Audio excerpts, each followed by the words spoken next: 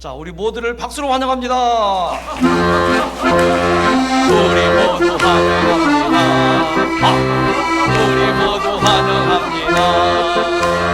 즐거운 마음 진심으로 우리 모두 옆 사람 보시고 옆 사람을 환영합니다. 옆 사람을 환영합니다. 옆 사람 보세요. 옆 사람을 환영합니다. 즐거운 마음 진심으로 옆 사람을 안마합니다. 안마. 옆 사람을 안마합니다. 옆 사람을 만져주세요. 옆 사람을 만져주세요. 잘 오셨습니다. 즐거운 마음 진심으로 바로 들어갑니다. 미녀들만 일어나세요. 미녀들만 일어나세요. 일어났다. 언제 보여? 즐거운 미녀만 일어나세요. 옳지. 6명입니다. 미녀들은 예쁜 춤춰요. 미녀들은 나머지는 박수. 미녀들은 예쁜 춤춰요. 즐거운 마음 진심으로 미녀들은 앉아주시고, 다음 미남들만 일어나세요. 미남 2명 3명 미남 4명 5명 6명 미남들에게 박수. 다음 앉으시고, 처음 오신 분들 일어나세요. 처음 오신 분들 여러분 뜨거운 박수. 함성. 처음 오신 분들 환영합니다. 마지막으로 우리 모두 환영합니다. 옆 사람 보시고 옆 사람을 환영합니다. 즐거운 마음 진심으로 우리 모두 환영합니다. 박수로 환영합니다. 하나님의 뜻은 뭔가? 거룩함이라고 말씀을 하고 있습니다. 그럼 이 거룩함은 뭔가? 이 거룩이라는 뜻과 이 살전 4장과 5장의 하나님 뜻 동상인데, 같은 것인데, 이 거룩이라는 뜻은 바로 카다시라고 하는 어려운 히브리 말인데, 이 카다시라는 말 뜻이 맑고 깨끗하다, 밝고 빛나다, 또 구별되다. 이게 살전 5장 16절 맑고 깨끗하다, 항상 기뻐하라. 밝고 빛나다, 쉬지 말고 기도하라. 구별되다, 범사에 감사하다. 이게 바로 거룩이에요. 이게 지금 거룩했습니까? 박수치고 활짝 웃는 게 뭐예요? 거룩이에요. 이 말을 쉽게 딱 한 문장으로 줄이면은 항상 기분 좋게 살라, 그 말이에요. 기분 좋게 사는 게 뭐라고요? 거룩이라고요. 그래서 기분 좋게 박수치고 기분 좋게 함께 웃고 사는 것이 진짜 거룩입니다. 이럴 때 건강해지는 거예요. 건강해지면 이게 행복해지는 거예요. 자, 이렇게 다시 박수 한번 시작.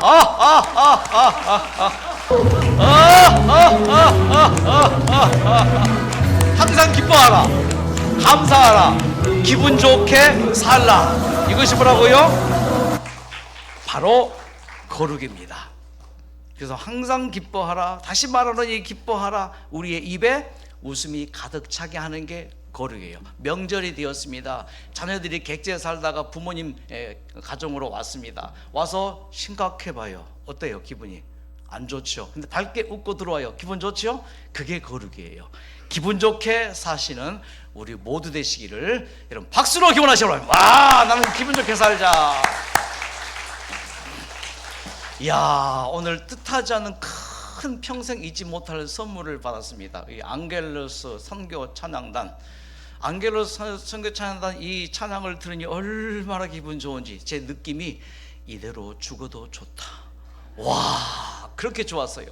근데 이보다 더 기분 좋았던 게 우리 중화동교회 찬양대가 찬양하는데, 와, 막상막하다. 박수! 우리 박정선 집사님 스카웃 제의 받았어요. 우리 신서철 목사님에게 스카웃 제의 받았으니까 예스 하시기를 여러분 박수!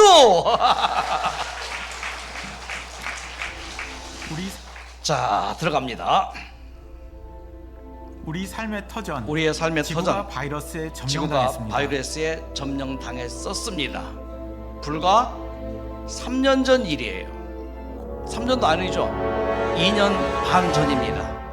자, 코로나 엔데믹이 드디어 선언이 되었습니다. 재작년 5월 11일이에요.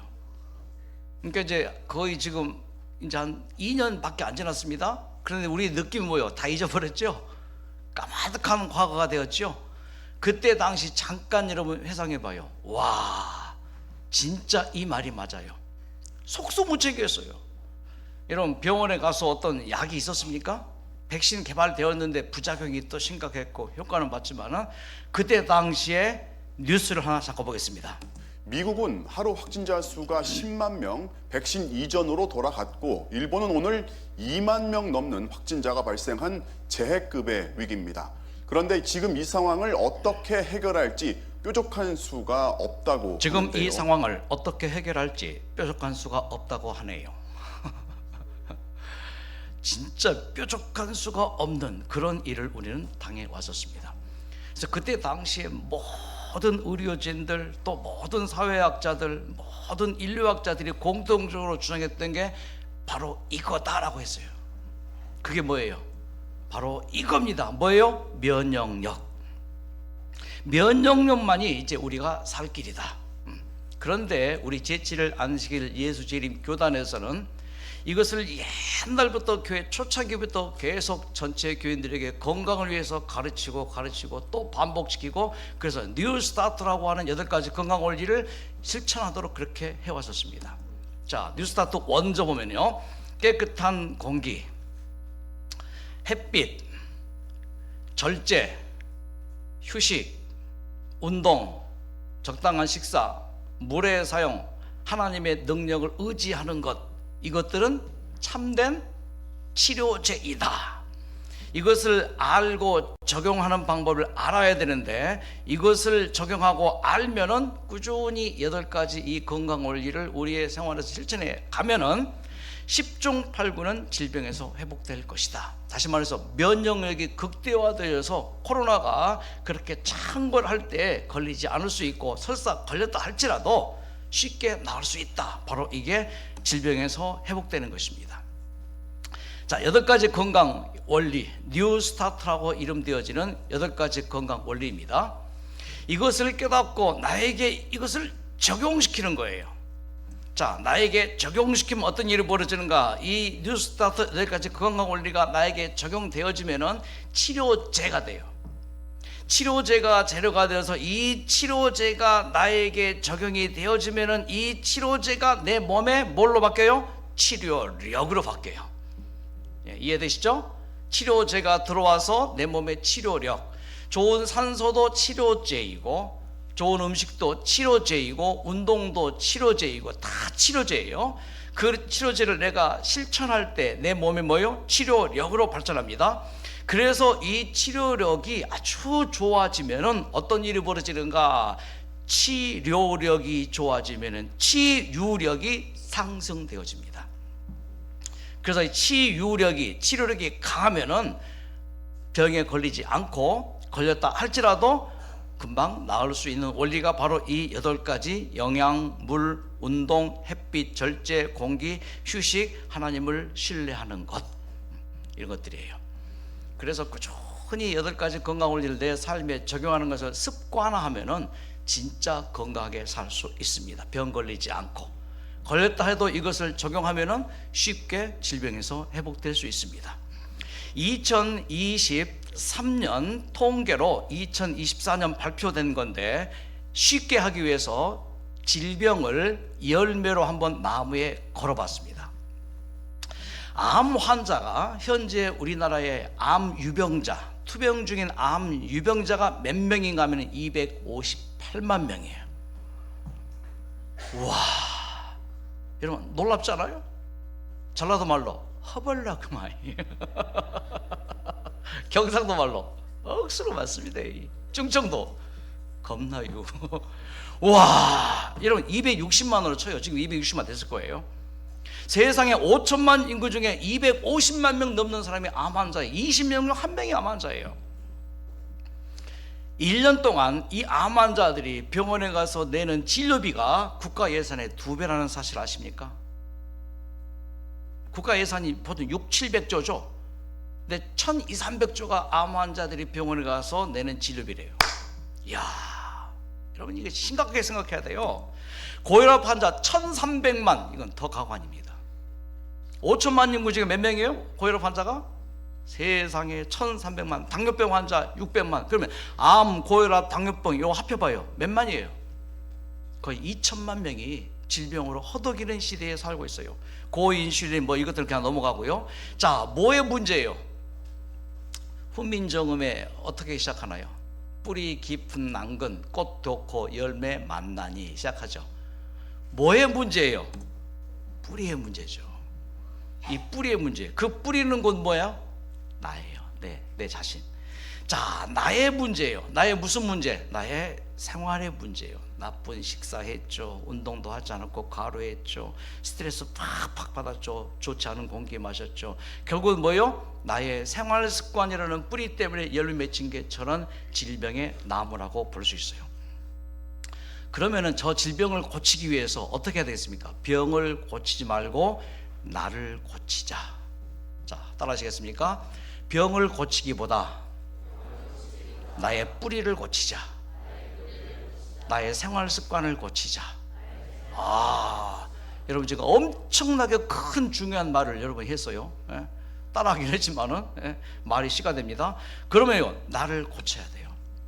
병을 고치는 것보다 나를 고치면은 병은 자동으로 고쳐지게 되어 있습니다. 자, 나를 고칠 마음이 있습니까? 이대로 살고 싶습니까? 뭔가 좀 새롭게 살고 싶습니까? 오늘 특히 처음 오신 분들, 그냥 그대로 살면은 그대로 가는 거예요. 그대로 나이 따라서 노화되어지고 나이 따라서 병 걸리고 고혈압, 당뇨 걸리고 암 걸리고 그렇게 해서 마지막 인생 10평균 5년 남자 여자 11년 동안을 뭐요 질병 수목으로 살다가 꼼짝 못하게 그렇게 가는 거예요. 그렇게 가지 않기를 바라는 마음입니다. 나를 고쳐야 돼요. 자, 첫째, 먹는 걸 고쳐야 됩니다. 현재 드시는 대로 드시면은요 치매 걸릴 확률이 높아져요. 암 걸릴 확률도 높아져요. 고혈압, 당뇨 더 악화되어져요. 심각합니다. 식생활을 고쳐야 돼요. 그리고 또 한 가지 고칠 것, 운동해야 됩니다. 3가지 운동 꼭 해야 돼요. 걷기 하루에 1시간은 꼭 해야 되고, 그 다음에 뭐요? 스트레칭, 근력 운동, 이거 3가지는 꼭 해야 됩니다. 그리고 제발 좀 마음 편히 갖자고요. 마음 편히 갖자. 자, 하세요. 마음 편히 갖자. 마음 편히 갖자. 털어버려야 돼요. 맑은 공기 마시고 정상 체중 유지하고 하면은요, 이것이 하루 이틀 일주일 한 달 두 달 계속 생활화 되어지면 어떤 일이 벌어지는가? 저는 분명히 경험했습니다. 저 질병의 열매가 줄어들어요. 박수! 박수친 모든 분들에게 이 나무의 현상이 그대로 있기를 바랍니다. 그래서 나를 고쳐야 돼요. 자, 그러면은요, 질병이 줄어들 뿐만 아니라 건강이, 행복이 열매 맺게 되어 있습니다. 나를 고쳐 보시겠습니까? 네, 쉬워요, 어려워요? 아니요, 쉬운 것도 어려운 것도 아니에요. 불가능해요. 불가능해요. 근데 불가능을 이제 도전한다는 거죠. 쉬워요, 어려워요? 어려워. 자, 나를 고치는 것도 쉽지만은 남편은 고치는 거 쉬워요, 어려워요?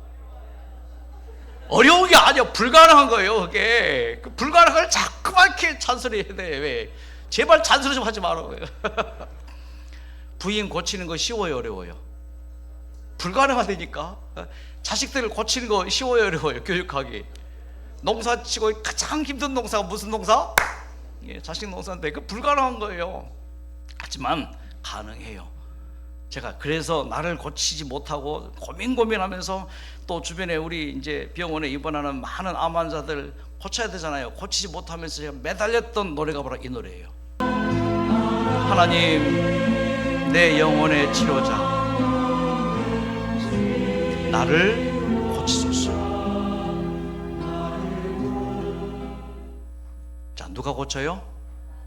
사람은 사람을 절대로 못 고칩니다. 나는 나를 고쳐요, 못 고쳐요? 죽어도 못 고쳐요. 3살 버릇 8까지 간다는 속담도 있잖아요. 못 고쳐요. 단지 하나님, 나를 좀 고쳐주십시오. 기도하고 시도하면 쉬워져요. 그래서 우리 에덴 요양병원에서는 나를 고치는 쪽으로 계속 환자들을 몰고 갑니다. 월화수 저녁 건강 강의를 제가 계속 매주마다 합니다. 그러면서 환자들에게 요 세 가지 질병의 원인을 띄워놓고 한번 스스로가 점수를 매기도록 해봅니다. 자, 여러분이 지금 현재 스스로가 한번 진단을 해보세요. 내가 병이 있다면 음식의 문제일까? 아니면 육체적인 문제일까? 아니면 스트레스 정신적인 문제일까? 자, 그래서 스스로가 진단하게 합니다. 어떤 분은 건강식도 잘했대요, 운동도 잘했대요. 근데 암이 딱 걸렸어요. 무슨 문제예요? 스트레스 문제. 딱 나와요. 스트레스도 없대요, 육체적으로도 건강하대요, 음식도 잘 먹었대요. 그런 경우에 또 암이 올 수 있어요. 무슨 문제일까요? 유전적인 문제일 수도 있고. 자, 그래서 첫째, 음식의 문제. 제가 이걸 띄웁니다. 지난주에 했죠? 자, 시작. 과육, 폭간, 단짠, 야. 100%예요 음식의 문제는. 과식, 육, 폭식은 뭐라고요? 아니, 많이 먹는 게 아니에요. 우리 어린이들 어떻게? 처먹는다 그러잖아요.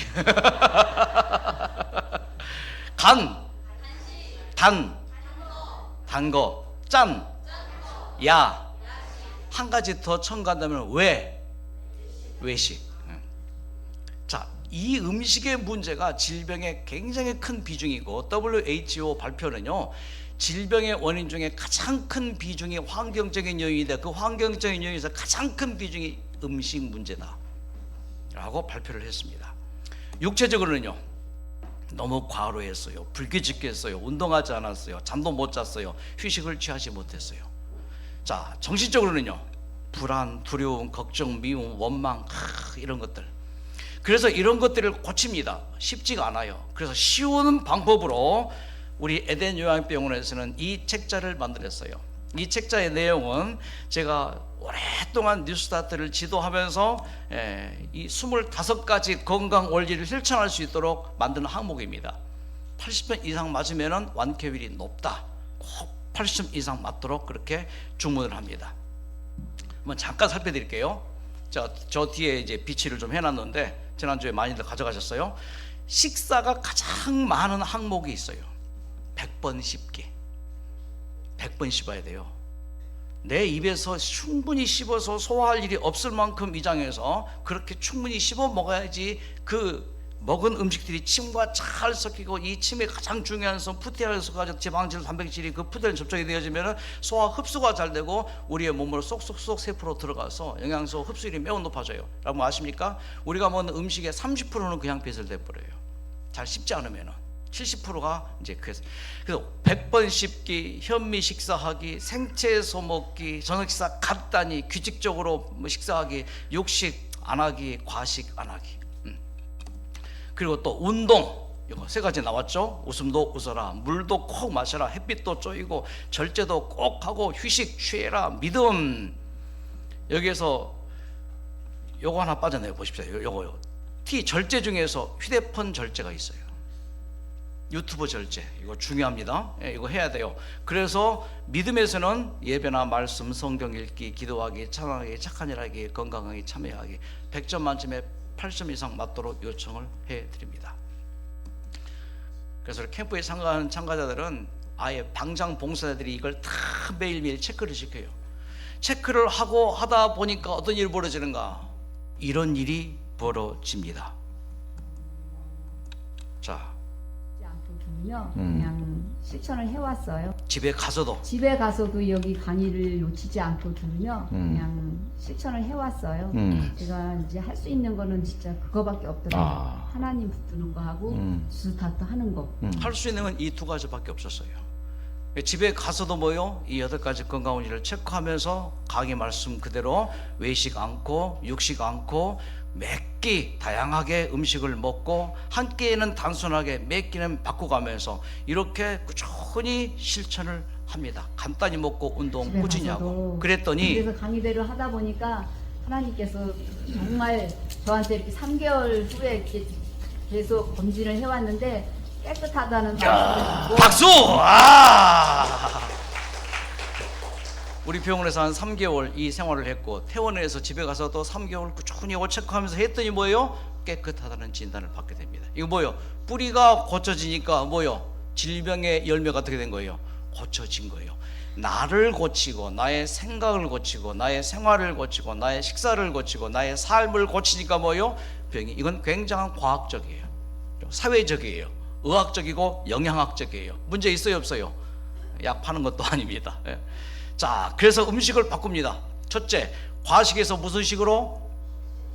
육식에서 채식으로, 폭식에서 서서히 먹는 서식, 간식 안 하고 아침, 점심, 저녁 정식 먹고, 단 음식보다도 담백한 거 먹고, 짠 음식 대신에 싱겁게 먹고, 야식은 하지 않고 낮에만 주식으로 주간 먹는 것입니다. 이것만 실천해도 현재 앓고 있는 고혈압, 당뇨, 비만, 각종 노인성 질환들을 해결될 수 있어요. 하루아침에 안 됩니다. 한 달, 두 달, 세 달 그렇게 꾸준히 매달 동안 실천하면 반드시 우리의 몸에 좋은 것을 느낄 수가 있습니다. 자, 나의 식사를 한번 고쳐볼 마음이 있습니까? 네, 한번 해보시기를 바랍니다.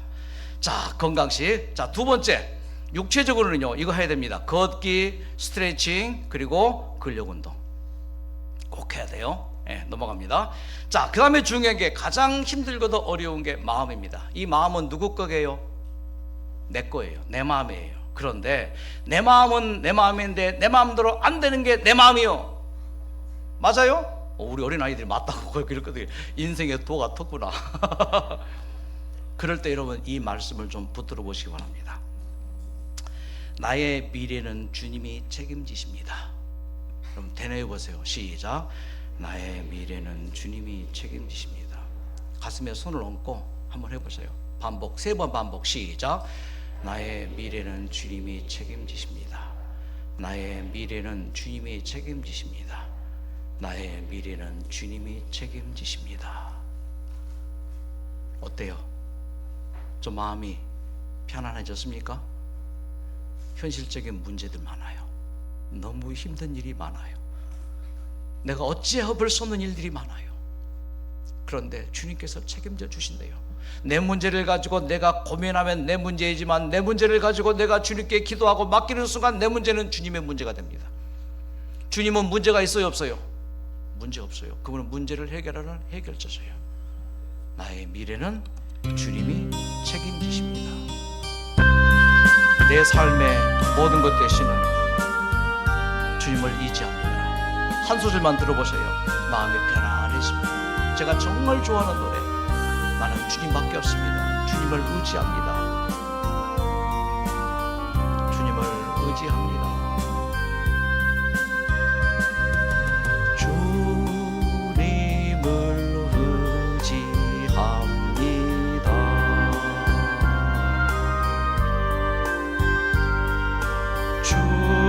주님을 의지합니다. 여러분, 주님 의지하시면서 현실에 내가 현재 당하고 있는 수많은 어려움들 주님 의지하시고 하루하루 살다 보니까 그 문제가 해결되어 있어요. 내 문제가 해결 안 돼가지고 고민하고 잠 못 자고 근심하고 막 안절부절하고, 그때 우리의 몸의 면역력이 뚝 떨어져요. 다시 한번요. 나의 미래는 주님이 책임지십니다. 나의 현재도 주님이 책임지십니다. 내가 사는 날 동안 주님께서 내 문제를 책임져 주실 것입니다. 이것이 곧 하나님의 사랑이에요. 사랑은 뭐예요? 책임지는 게 사랑이에요. 그렇죠?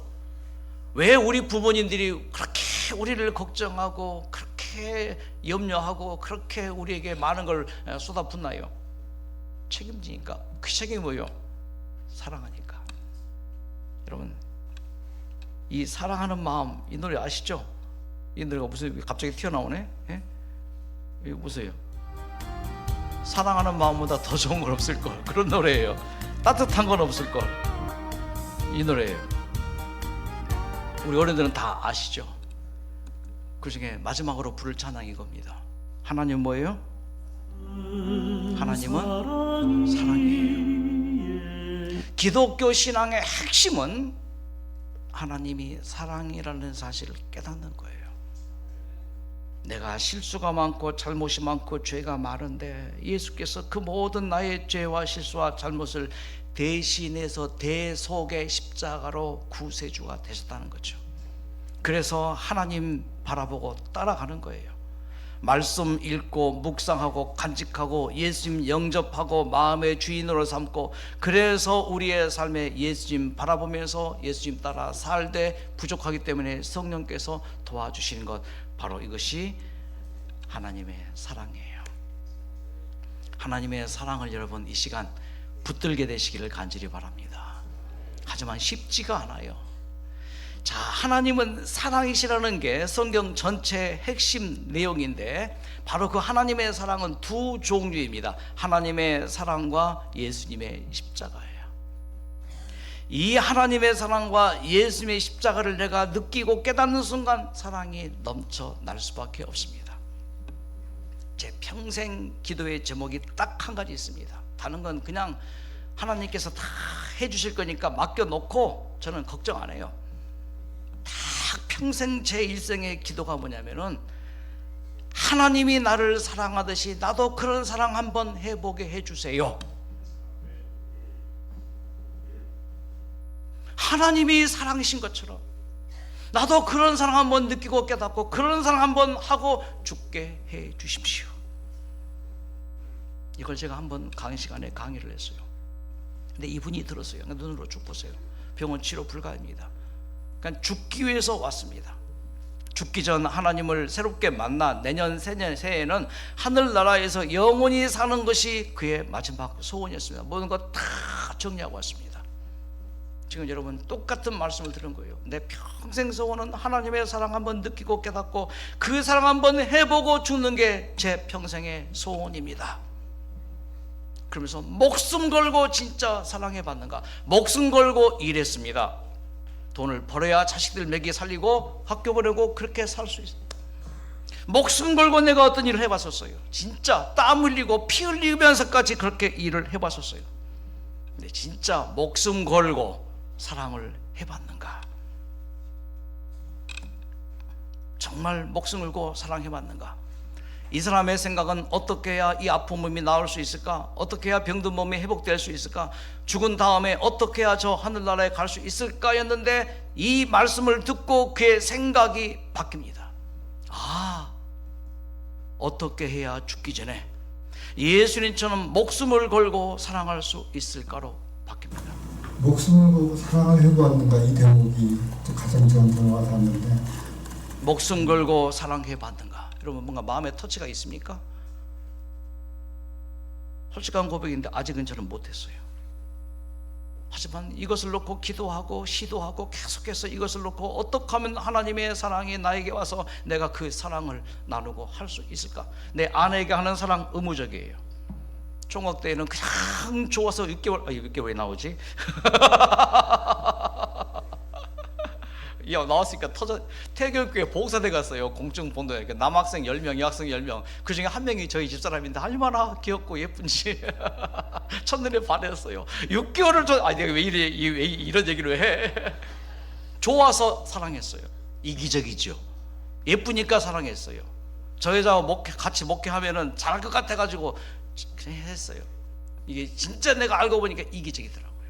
내 자녀를 사랑한 거 아빠이기 때문에 사랑스러워서 사랑했지, 진짜 하나님이 사랑하듯이 그렇게 사랑해 맞는가? 아직도 못했어요. 그래서 이 사람이 이 강의를 듣고 내가 죽기 전에 진짜 이런 사랑 한번 해봐야겠다를 놓고 기도하며 통증이 얼마나 심하니 그 통증, 십자가의 고통을 느끼면서 하나님 제발 좀 이 하나님의 사랑 목숨 걸고 사랑할 수 있도록 해주세요. 투명 중에 어떻게 해야 생각이 완전히 바뀌었어요. 그래서 그가 이런 고백을 합니다. 그 넓은 하나님의 사랑을 드디어 3개월 만에 깨달았어요. 변하지 않아요. 이 마음을 느끼는 게 60년 만에 느낀 겁니다. 60년 만에 이 하나님의 사랑을 느끼고 깨달으니 잠을 잘 자요. 마음이 그렇게 편해요. 잠 잘 자고 마음이 편하니까는 입맛이 그렇게 좋아요. 여러분 잠 잘 잤죠? 입맛 좋아서 영양소 섭취했죠? 기운이 나요. 기운이 나더니 걷기 시작하더니 여러분 놀라지 마세요. 3개월 만에 회복이 되시더라고요. 이거는 기적이 아니고 저는 그렇게 말합니다. 법칙이다. 법칙이다. 한번 이런 마음 바꿔보시겠습니까? 지금 우리가 수많은 일들이 있습니다. 수많은 문제들이 있습니다. 얼마나 많은 스트레스가 있는지. 그런데 그것을 둘째로 놓고 지금 이 순간만이라도 하나님, 어떻게 해야 예수님처럼 그렇게 사랑할 수 있을까요? 하나님이 나를 사랑하시듯이 나도 그런 사랑 한번 해보게 해주세요. 껑충 좀 뛰어나가겠습니다. 시간이 벌써 다 돼갑니다. 자, 이제 내 자신을 한번 들여다보십시다. 나는 누구인가? 제가 한자를 잘 모르지만은 나아자를 제가 아주 좋아합니다. 나아자는 두 글자의 합성어예요. 손수자와 창과자입니다. 나는 누군가, 내 손에 칼을 들고 있는 게 내 자신이에요. 애초에 하나님은 우리를 이렇게 만들어 놓지 않았습니다. 근데 죄 지은 이후에 원죄가 되어서 나는 내 손에 흉기를 가지고 있습니다. 그래서 이 흉기로 가장 가까운 사람을 제일 많이 찔러요. 그래서 부부간에 가장 서로 마음의 상처가 많잖아요. 자식들도 부모에게 상처를 많이 받았어요. 내가 나를 찌르고 남을 찌르는 존재가 내 자신이에요. 하나님은 사랑이신데 나는 뭐라고요? 예외가 없습니다. 아무리 하나님을 깨닫고 깊이 그렇게 설교하는 목사라 할지라도 똑같아요. 똑같아요. 그래서 이 가지고 있다, 이 흉기가 어떻게 삐질지 몰라요. 나는 좋은 의도로 말했는데 다른 사람은 전혀 반대 의견으로 들을 수도 있는 것입니다. 그래서 수많은 우리 인간 세상에서 오해가 발생하고 상처가 발생한 것은 나는 뭘 쥐고 있다고요? 혀의 칼도 있고 표정의 칼도 있고 행동의 칼도 있고 그런 흉기를 쥐고 있다는 것입니다. 이 얘기 아시죠? 이솝 이야기입니다. 전갈과 개구리. 전갈이 강을 건너고 싶었습니다. 그런데 헤엄을 칠 줄 몰라요. 그대로 빠져 죽을 수 있습니다. 건너가야 되는데 그때 마침 개구리가 보였습니다. 야 개구라, 나 좀 건너줘. 너 쏠 거잖아. 아니야, 내가 너를 탔는데 내가 어떻게 쏴?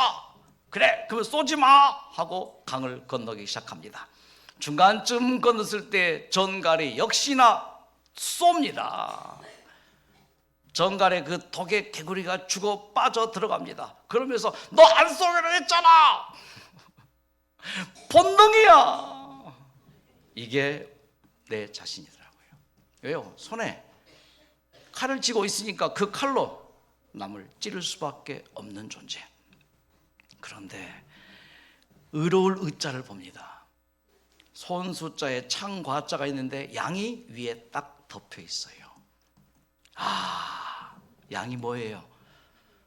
나를 포크니 엘샤다이 감싸 안아주시는 하나님이 다 내가 가지고 있는 그 창을 찔림을 받은 것. 그가 찔림은 우리의 허물을, 그분께서 대신 찔리고 하시는 말씀. 나는 찔러도 괜찮아. 내 사랑하는 옆에 있는 가족들을 찌르지 마. 함께 일하는 동료들을 찌르지 마.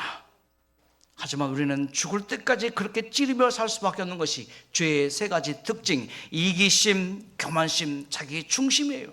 이 칼을 우리는, 이 흉기를 쥐고 평생 살 수밖에 없습니다. 감출 수 있어요. 그런데 어느 순간 이게 튀어나와서 남을 찌르고 나를 찌르고 맙니다.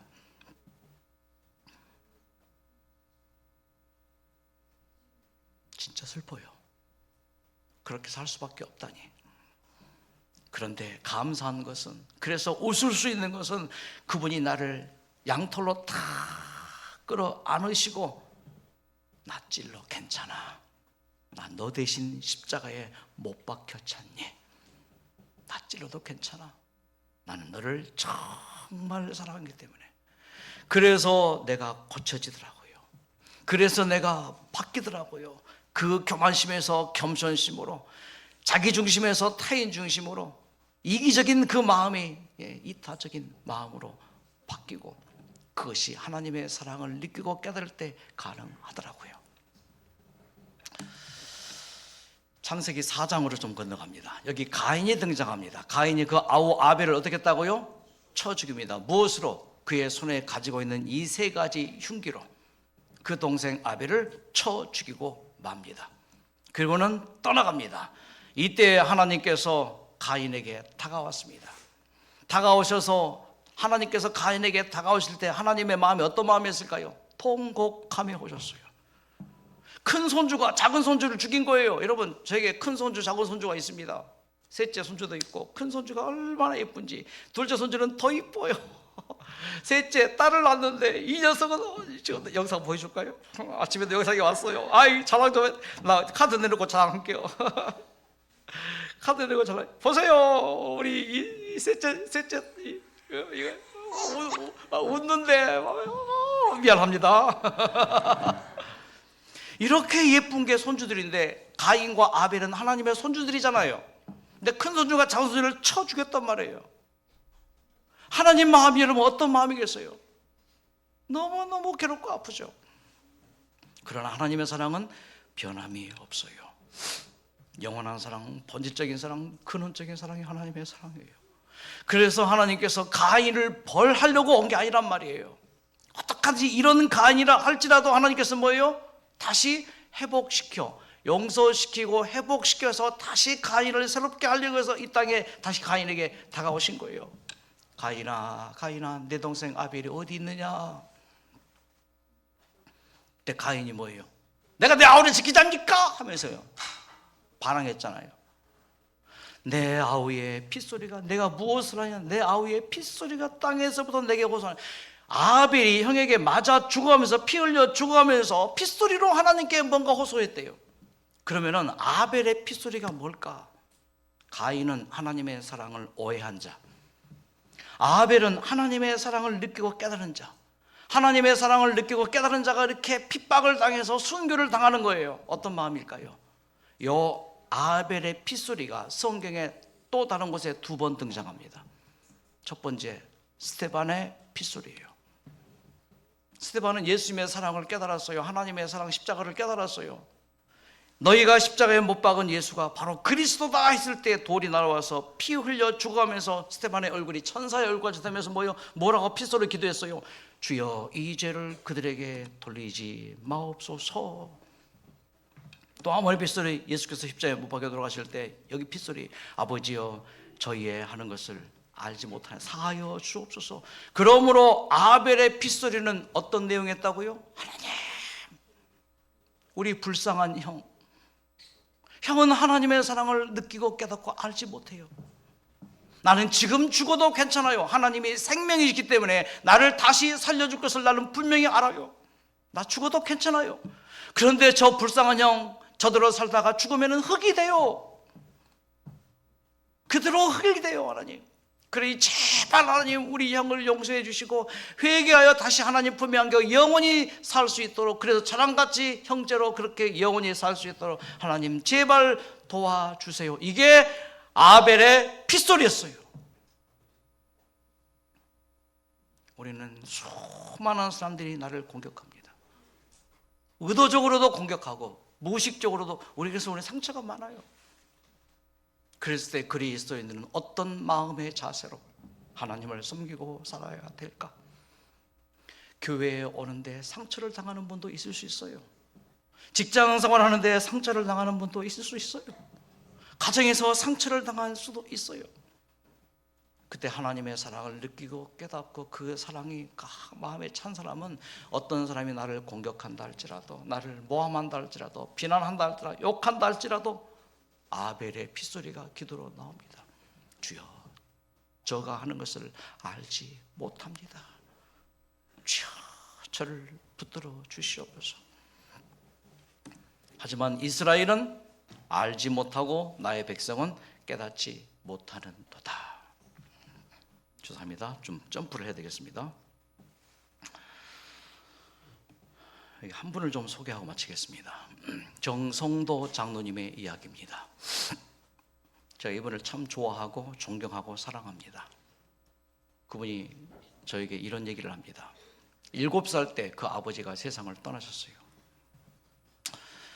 어머니가 10살 때 재혼했습니다. 새 아버지가 들어왔어요. 근데 그 새 아버지가 주먹이에요. 가정폭력 맞았습니다. 어머니도 때리고 자기도 때리고. 15살이 되니까 덩치가 이제 좀 커져서 그 아버지하고 싸웁니다. 아버지를 한번 두들겨 팼어요. 그리고는 집 나가서 깡패가 됩니다.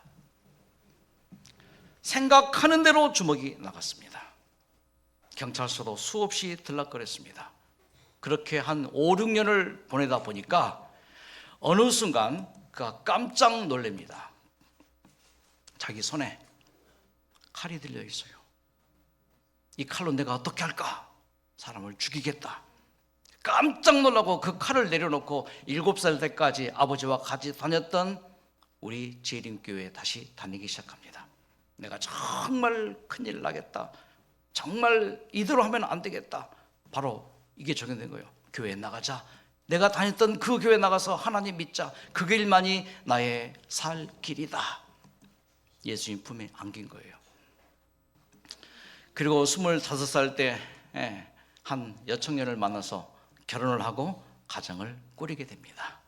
아주 예쁜 여청년 하나님께서 주신 선물이셔요.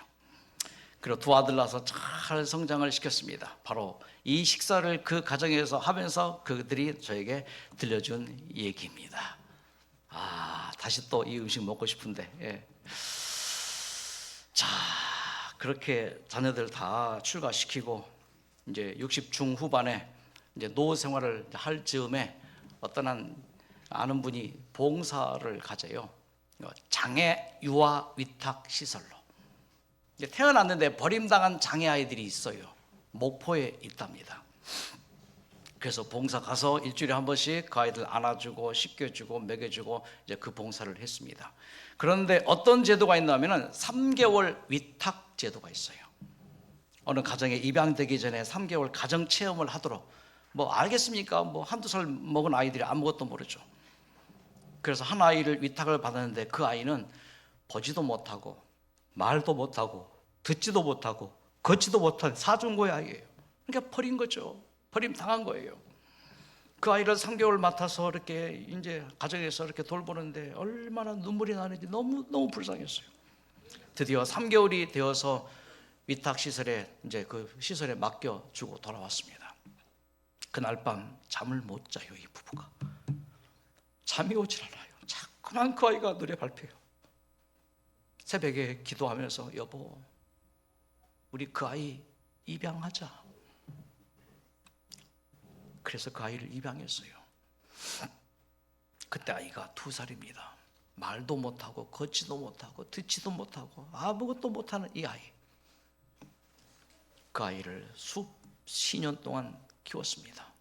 지금 나이가 20살이 됐어요.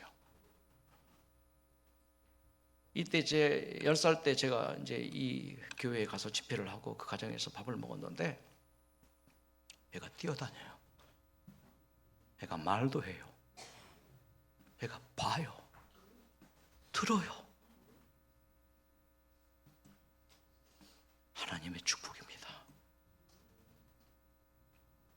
사랑하니까 하나님의 사랑이 그를 그렇게 만든 거예요. 그 교회에 저 할머니가 안고 있는 이 아이입니다. 이름이 정희아. 우리는 세상에 못하는 게 많습니다. 어쩌면 버려진 이 장애 아이처럼 그런 존재를 하나님께서 사랑해서 하나님의 자녀로 삼아 주셨어요. 바로 이 정성도 장로님의 그 이야기를 보면서 얼마나 이분이 커 보이고 부러워 보이던지. 그분의 카톡에 이 사진이 있고 이 시가 있어요. 제가 이 시를 뺏어왔습니다. 보여주고 싶다는 제목입니다. 아빠 얼굴, 엄마 얼굴 너에게 보여주고 싶구나. 태양이 떠오르는 일출의 장엄함, 그리고 신비한 빛의 파장을 보여주고 싶구나. 시냇가에 졸졸졸 춤을 추며 흐르는 물, 언덕 위에 다이빙하며 떨어지는 폭포를 보여주시구나. 바닷가에 밀려오는 파도의 기교함과 바위에 부서져 산산이 부서지는 물보라를 보여주시구나. 땅속에 에너지를 먹고 자라는 새싹과 풀잎, 그리고 아름다운 것들, 높이 자란 덩치 큰 나무들을 보여주고 싶구나. 크고 작은 합창으로 노래 부르는 풀벌레와 산새들의 애교 부리는 고양이의 강아지를 보여주시구나. 아빠와 엄마는 너를 사랑하기에 세상의 아름다운 형상을 너의 가슴에 보여주고 싶구나. 희아야, 가슴속 깊은 곳에서 뜨겁게 너를 사랑하는 아빠와 엄마의 가슴을 보여주고 싶구나. 이 사랑이 하나님께서 나를 향한 바로 그 사랑이에요. 자, 5분만 더 쓰겠습니다. 그럼 어떻게 도대체 사랑을 해야 될 것인가? 그 사랑이 어디서 올까? 이 사랑은 내 것이 아닙니다. 사랑은 누구 거예요? 하나님께 속한 것이에요. 사랑은 하나님께 속한 것이므로 내가 사랑하려면은 그 사랑을 받아야 돼요. 느끼고 깨달아야 돼요. 이것이 기독교의 핵심이에요. 하나님의 사랑을 느끼고 깨달은 사람은 그의 삶에서 그 하나님의 사랑이 다른 사람에게 나타나게 되어 있습니다. 자, 베드로 얘기를 좀 하고 마치죠. 십자가 못 박힌 이후에 주님께서 부활했습니다. 그 부활한 줄도 모르고 거기 제자들은 갈릴리 바다에서 7, 8명이 고기를 밤새 한 마리 못 잡았어요. 얼마나 춥고 힘들고 배고프고 여러분 괴로웠는지. 새벽녘에 저 바닷가에 선 어떤 분이 여러분 고기 좀 잡았습니까? 한 마리도 못 잡습니다. 그물을 오른편에 던져봐요. 그 그물에 고기가 가득합니다. 파닥파닥합니다. 그때 제자들이 기뻐하는 법, 저분이 누구지? 가장 눈이 좋았던 젊은 사도 요한이었을 거예요. 주님이시다. 다들 깜짝 놀라 올스톱하면서 뭐요? 자, 주님이시다. 이때 베드로는 어떻게 했을까? 베드로가 겉옷을 벗고 있다가 입고 바다로 뛰어내렸어요. 내가 베드로라면 저는 이렇게 못했을 거예요. 베드로는 말보다 행동이 앞섰잖아요. 생각보다 행동이 먼저 나왔잖아요. 주님이시다니까 무조건 바다로 뛰어든 거예요. 저는 절대 그럴 수 없어. 왜요? 며칠 전 예수께서 재판장에서 재판받으실 때 그 채찍맞고 고통스러울 때 베드로가 예수께 어떻게 했습니까? 모닥불가에서 뭐 했어요? 예수를 3번이나 모른다고 저주하고 욕했지 않습니까? 자기 스승을 개봐라 반석이다 라고 그렇게 수제자로 임명해주는데 그 수제로부터 예수께서 그런 배신한 선생님이 저 바닷가에 저렇게 그물을 뒤졌을 거예요. 오히려 반대로 점프했을 거예요. 그리고 배를 매달고 조용히 나 없다고 해, 나 없다고 그래 그랬을 거예요. 저는 그래서 가만히 생각해보면 그럴 것 같아요. 근데 베드로는 주님이시다니까 무조건 뛰어든 거예요. 술 좀 끊고 교회 갈래요. 담배 좀 끊고 교회 갈래. 내 생활이 지금 너무 지저분해서 좀 정리하고 절대 그러지 마요. 그냥 무조건 뛰어드는 거예요. 그게 의예요. 의. 오직 선한 양심이 하나님을 향해 가는 거예요. 넘어질지라도 다시 일어나는 게 의예요. 하나님은 이것을 반겨하십니다. 자, 이제 베드로가 점프해서 헤엄쳐 가는데 자꾸만 이 생각이 납니다. 내가 뭐 했지? 과거가 자기를 붙잡아요. 내가 예수를 3번이나 모른다고 부인했지. 그리고 바닷가까지 딱 와보니까 베드로의 눈에 딱 보이는 게 뭐가 보였을까요? 모닥불이 보였어요. 모닥불은 베드로에게 상처잖아요. 그 따뜻한 모닥불 가에서 베드로가 예수님을 3번이나 모른다고 저주하고 부인하고 욕했잖아요. 그 모닥불이 앞에 있으니 베드로가 더 이상 전진을 못해요. 더 이상 예수께 나아갈 수가 없어요. 뒤늦게 따라온 제자들이 배를 바닷가에 놓고 우르르 몰려들어가서 주님이시네요. 그렇지, 우리도 먼저 갈릴리 바다에 오신다고 했지. 그렇지, 3일 만에 부활. 왜 그 말씀을 잊었을까 하면서 스스로가 그렇게 하면서 따뜻하다. 구워놓은 빵을 먹으면서 맛있다 했는데 베드로는 바닷가에서 더 이상 예수께 갈 수가 체면이 있죠. 어떻게 예수께 나갑니까? 바닷가에 주저앉았습니다. 예수님은 제자들과 함께 불을 쬐면서 베드로를 멀리서 견돈질로 바라봤죠. 무슨 마음이세요? 제가 예수라면은 썩 꺼져, 꼴도 보기 싫어. 저는 그랬을 거 분명히.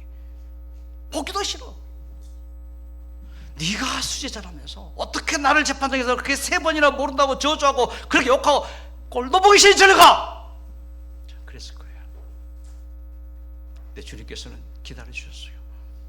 성령께서 베드로의 마음에 이끌림을 주시기를 기다리면서 베드로가 할 일을 차박할 수 없어요. 지금 잡은 생선을 좀 가져오라, 이 말씀하기까지 베드로가 갈 수 없어요. 이 말씀하기까지 베드로가 어떻게 했습니까? 뭐 했습니까? 제 아들이 놓고 간 그 그물 속에 고기들이 파닥파닥거려요. 그 고기들을 딱 봐요. 그물을 펼쳤습니다. 그리고 바구니에다가 그 고기를 어떻게 해요? 담는 사람이 베드로였어요. 한 마리, 두 마리, 100마리, 140, 150마리, 151, 152, 153, 153마리. 그 숫자 누가 센 거예요? 베드로가 센 거예요. 숫자가 높아갈수록 베드로의 눈에서 눈물이 쏟아집니다. 다 세기를 기다리시고 주님께서 지금 잡은 생선, 성경 원어는 숫자 센 생선이라고, 좀 가져와라. 베드로가 그 생선을 가지고 주님께 와. 그때 딱 한 말씀 하십니다. 줍지야, 불 좀 쬐. 주님의 마음은 베드로가 도망가지 않고 와준 것이 고마운 거예요. 내가 너에게 무엇을 바라더냐? 바라는 거 없어요. 그냥 와주기만을 바라는 거예요. 가지고 와라. 그리고 모닥불 쬐면서 줍지야, 불 좀 쬐. 제가 캠핑을 매우 좋아합니다. 캠핑의 핵심은 바로 이 모닥불입니다. 어젯밤에도 저희 영인 집에서 늦게 갔지만은 또 모닥불을 피웠어요. 애대병은 사택이 있지만은 얼마나 모닥불 쬐는 게 얼마나 좋은지. 캠핑 갔다 오면은 모닥불을 만들어서 아예 모닥불 장작 피우지 못하게 하는 캠핑장은 아예 가지 않습니다. 모닥불 쬐면서 이 장면을 항상 생각해요. 춥지야, 배고프지? 춥지야, 불 좀 쬐. 배고프지? 이거 좀 먹어. 이 사랑을 베드로가 뭐 한 거예요? 느끼고 깨달은 거예요. 그래서 베드로가 이 사랑을 느끼고 깨닫는 순간 더 이상 베드로가 아닙니다. 그는 완전히 코바디스 도민의 수제자로 거듭납니다. 그래서 베드로전서 4장 8절 베드로가 쓴 목숨 걸고 사랑하자 그 말이에요. 무엇보다 뜨겁게 서로 사랑할지니 사랑은 이미 자기 경험이죠. 허다한 죄가 덮임 받았던 것입니다. 새 계명을 주노니 내가 너희를 사랑한 것 같이 너희도 서로 사랑하라. 마음으로 뜨겁게 서로 사랑하라. 제가 마지막 찬양을 주님께 드립니다. 이 찬양은 저의 신앙 간직이고 고백입니다. 이 찬양 들으시면서 여러분 다시 한번 말씀을 정리하시고 내 삶의 새로운 선택과 결심이 있게 되기를 진심으로 기원합니다. 하나님은 사랑이에요. 그 무엇과도 바꿀 수 없는 하나님은 사랑이에요. 내가 쓰러져 슬퍼올 때도 하나님은 함께 하세요. 나를 붙잡고 품에 안아주시는 엘샤다이 하나님 사랑이세요.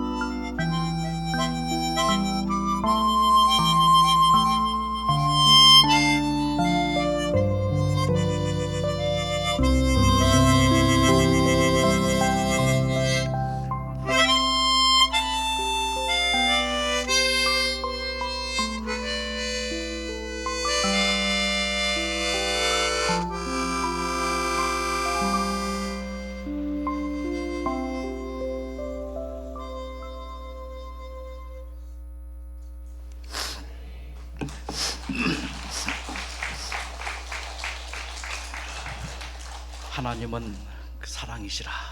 그 하나님의 사랑 속에서 건강하시고 더 행복하시고 면역력이 극대화되어서 우리의 남은 생애가 하나님의 가득한 축복으로 사시는 저 여러분 되기를 간절히 바라면서 오늘 말씀을 마치겠습니다.